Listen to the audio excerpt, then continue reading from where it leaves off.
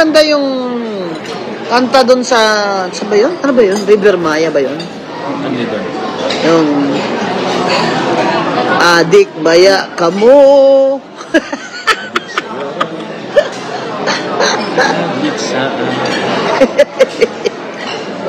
Adik baya kamo. Mamayang 11 nasa Harrods ka. Hanap-hanapin ka. Tama. Hanap-hanapin ka. Mamayang 11 nasa Harrods ka. Oh. Ayan, oo, 11. Dito tayo sa Harrods. May event dito yung mga iba-ibang grupo for good governance. Yan. Oo. Yan siya. Ay, politika na. Layo pa. Hindi malayo. 3 years na nga nakaupo dyan si Kwan eh. Yung best friend nyo. 3 years na siya nakaupo. Ang dami pa rin problema na pinangako niya. Oh, di ba? Kahit anong gawin niya sa bigas, hindi talaga pwedeng 20. Tsaka, ayun, nag-increase ang gasolina. Nagulat ako, ha? Laki ng increase, ha? 5 pesos. 5 pesos? Grabe, no? Sa 4 na litro, oh.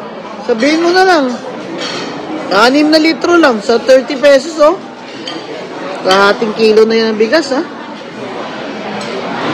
Grabe, to sabihin niya, wala pa naman, di pa naman malala yung gera. Ay, grabe. Ano yung alam mo talaga ang problema? Na oil deregulation law. Private na ngayon ang may mga reserves.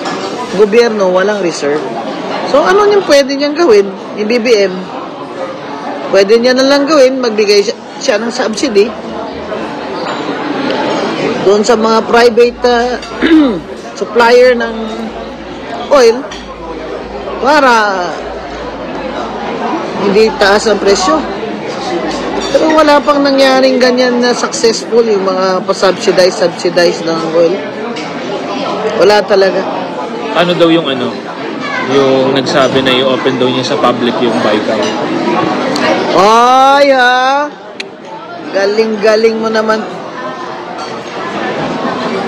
Si Cielo Magno, nagtawag siya ng na-i-open yung Bicam para makita natin yung di ba, dinaya nila tayo mga taong bayan yun sa Bicam. Pinagdagdagan nila, siningit-singit nila yung mga akap-akap na yan. O di ba, yung Bicam na yan, nawala na lang yung PhilHealth natin. Basta.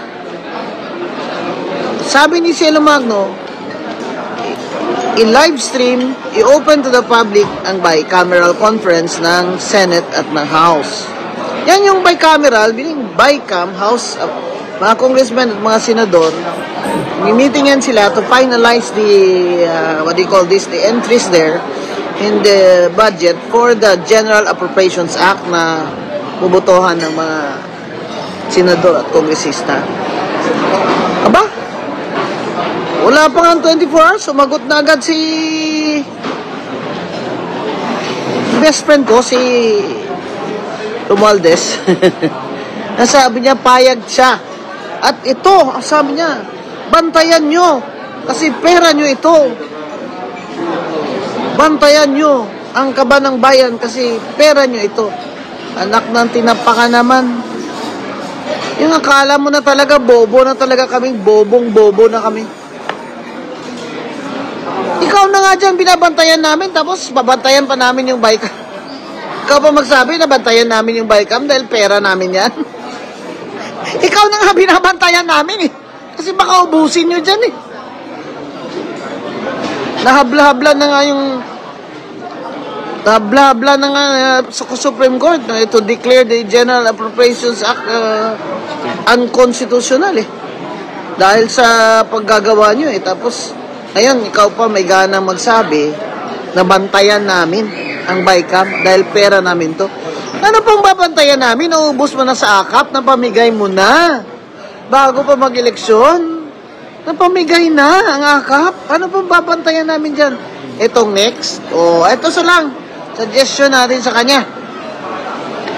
Maniniwala po kami sa inyo, sir, kung kayo mismo susuot kayo ng body camera. Oh. Saka lahat ng taga-Bicam upo sa Bicameral Conference Committee naka-live stream. Pero mismo ang speaker tsaka yung chair ng Appropriations Act magsuot po ng body camera. Para sure kami kung sino kinakausap niya. Oh. At i-live stream din CCTV camera ang opisina ng speaker. Oh, para sigurado talaga kami na walang daya. Yun. Kung gusto niyang maging mabango sa taong bayan, taxpayers, edi live stream nga niya ang bicameral conference.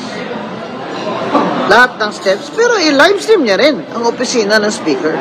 Yun, di ba? Bantayan daw natin ang ating pera. Hindi. Siya ang bantayan natin. Tama ka, Lem. Bantayan natin siya.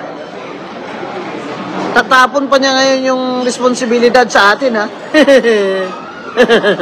Kung siya naman di ay, nagbugo na yun mi kayo, ana, oy, sus. Matay, buguan na to, anig. O patakasabot sa niyang ginahimo sa to, ah. Yan, mga kababayan, ang lesson natin. Kasi naman itong mga congressman, tando, bala kung sa Ilonggo pa. Nga namin sa kanila, tando.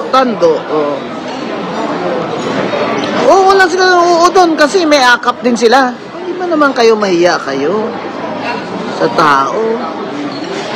Mahiya kayo sa mga taxpayers? Alam ko, gusto ko, yung ginagawa ni Ping Lacson, wala na lang pork barrel yung mga congressman. Ako, attorney, paano yan? Anong paano?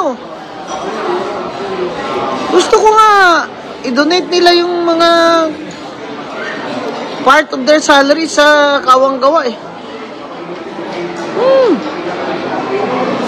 Donate nila. Para sigurado tayo na yung mga gustong tumakbo ay wala na silang, kung ang gusto lang nila ay makakwarta dyan, hindi na sila tatakbo. Sabihin na, ano ba yan? Magkano lang naman makukuha ko dyan?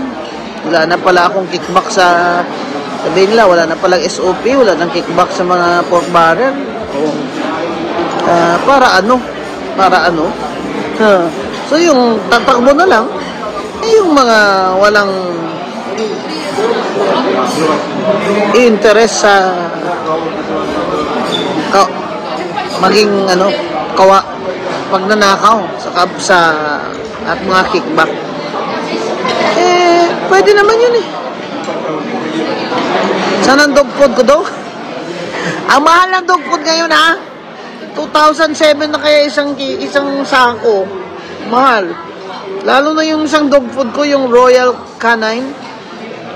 Abay, more than 500 yun na kilo. Ha? Oh. Resolution 10, yun ang kanilang pork barrel. Oy, regards daw, Tikuan. Sama na siya. Na-miss ko na, yan niya ako.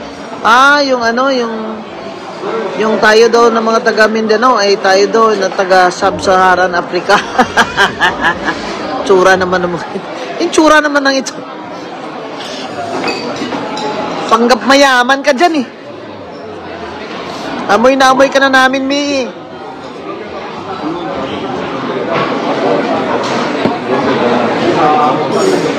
Yun, mga baga kahit nawungi. Muna'y ganahan na ako Cebuano ba? Kaya very crispy. Ang Cebuano is a very crispy language. Kanang makaulaw. Yan, nakakahiya. Bagag nawong, makapal ang mukha.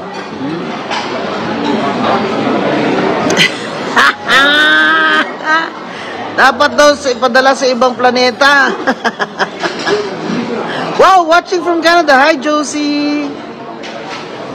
Hi, Josie. At watching from North Caloocan. Matay ka. Muna mag-North America. Yan. Kana ba? Attorney, Ilongga po kayo. Ilonggo kayo kaday. Oo, Ilonggo ko yung tao ko sa Negros, Cadiz. Pero, si Buana po kung dako. Kay Siliman man ko nag-high school. Yan, ako mga amiga, mga Bisaya. Yan. Sobra pa sa baga, attorney, oh. Itaw dong. Bagaan lang na wong, eh. Balo na biyatan ng tao nga, pagkasinghot-singhot sila. Nya, di pag yun, akuon, di pag yun, ayaw umamin, eh. Tsaka, bakit ang baba nung yuko-yuko niya doon nung sinusunog yung shabu? Baba ng baw niya, parang hapon, ah. Kasi, naamoy niya yung, yung usok ba? Sayang, eh. Yung cocaine po, hindi po yan sinusunog. Sinisinghot. Huwag kayong mag-alala. Lahat naman may panahon. Yung iba dyan, gusto mag-presidente. Kaya ngayon, pag good luck siya. Pag good boy siya. Open ang bycam, ha? I-open. Kaya wala naman. Sa pamaya mo open nun diya. Kaya naubos naman. Kanya. Wala na. Gasto naman niyang akap. Oh, Alberta. Taga-Alberta, Canada. Katok, kaayo na siya. Katok lagi. Kundagan lagi. O presidente. That's why. So, you watch out. Kantayan nato ni siya. Kay 3 years. In 3 years, ano pa kaya mga kababalaghan dyan ang gagawin niya sa pera ng taong bayan? Ano mo? Parang ayaw ko dyan. Yung he is treating us as if stupid na takaayo ba? This guy must think we're really stupid. Saka he is all powerful. Parang feeling niya Diyos na siya ba? Yung may hangganan naman lahat eh.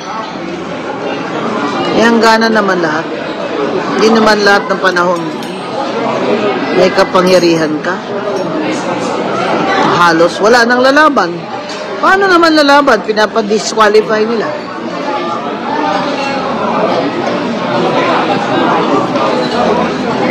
Pero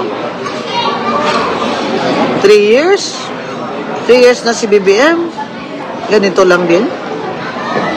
Ganito pa rin tayo? Worse pa. Worse pa yun. Nung nanumpa siya. Lahat ng promises niya. Ang kampanya. Wala siyang tinupad. Ano? After 3 years? Makakabawi pa ba sila sa atin, sa taong bayan? Mapataas pa ba niya ang sahod? Kung pababa ba niya ang presyo ng pagkain? Ang presyo ng langis? Gasol? Jeepney? Bus? Ang mga MRT ba ay magiging accessible sa mga may kapansanan? Yung elevator ba ng mga MRT ay gagana in 3 years para sa mga naka-wheelchair at mga pilay at mga matatanda? Yung concentration nila sa next 3 years, paano sila makakuha pa ng mas maraming kwarta para ibuhos nila sa sunod na eleksyon?